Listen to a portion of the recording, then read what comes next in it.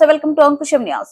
మడకసిర నియోజకవర్గ టీడీపీ ఉమ్మడి కూటమి అభ్యర్థి ఎంఎస్ రాజు నామినేషన్ కోసం భారీ ర్యాలీ నిర్వహించారు. రాష్ట్ర తెదేపా ఉపాధ్యక్షుడు మాజీ ఎమ్మెల్సీ గుండుమల తిప్పేస్వామి, రాష్ట్ర కార్యదర్శి శ్రీనివాస్ మూర్తి, 5 మండలాల కన్వీనర్ల ఆధ్వర్యంలో ర్యాలీ అంగరంగ వైభవంగా నిర్వహించారు.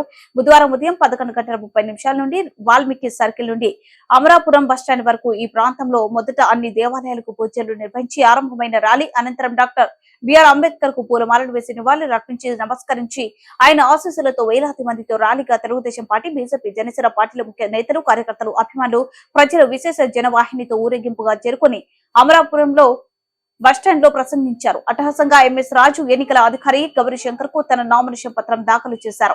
ఈ వైసీపీ ప్రభుత్వంలో అభివృద్ధి జరగలేదన్నారు. టీడీపీ ప్రభుత్వంలో మాజీ ఎమ్మెల్సీ గుండుమల తిప్పేస్వామి ఆధ్వర్యంలో అనేక సంక్షేమ కార్యక్రమాలు దాదాపు 80% పూర్తయిందన్నారు. వైసీపీ ప్రభుత్వంలో 20% కూడా పనులు వైసీపీ ప్రభుత్వంలో జరగలేదన్నారు. మడకసిర నియోజకవర్గం ప్రజలు యొక్క కష్టాలు, సాగునీరు, త్రాగునీరు తదితర సమస్యల పరిష్కారం కోసం టీడీపీ ప్రభుత్వం వచ్చిన వెంటనే ప్రత్యేక ప్రణాళికతో దృష్టి పెడతామన్నారు. మడకసిర నియోజకవర్గ ప్రజల ఇష్టదైవం సిద్ధేశ్వర స్వామి ఆశీస్సులతో, మూల విరాట్ లక్ష్మీనరసింహస్వామి ఆశీస్సులతో, మడకసిర ప్రజల ఆశీస్సులతో ఈరోజు తెలుగుదేశం పార్టీ అభ్యర్థిగా నామినేషన్ వేయడం జరిగింది. ఈ ప్రాంతంలో ఉన్నటువంటి సమస్యల పరిష్కారం కోసం గతంలో తెలుగుదేశం ప్రభుత్వంలో చేసినటువంటి పనులు తప్ప ఏ ఒక్క అభివృద్ధి కార్యక్రమం కూడా జరగలేదు. ఈ 5 సంవత్సరాల్లో అనేక కార్యక్రమాలు మా ప్రభుత్వంలో ఎమ్మెల్సీ తిప్పేస్వామి గారి ఆధ్వర్యంలో దాదాపు 80% పూర్తయిన పనులను కూడా 20% కూడా చేయలేకపోయింది.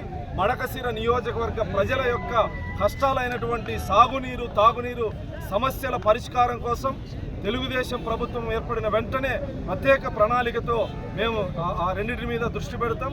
గ్రామీణ ప్రాంతాల్లో ఉన్నటువంటి సమస్యలు కానీ, పేదరిక నిర్మూలనకు, సంక్షేమానికి, అభివృద్ధికి 2 కళ్ళగా భావించి తెలుగుదేశం పార్టీ సీనియర్ నాయకులు, యువ నాయకులు, అదేవిధంగా కార్యకర్తల సమిష్టి నాయకత్వంలో ముందుకెళ్తాం.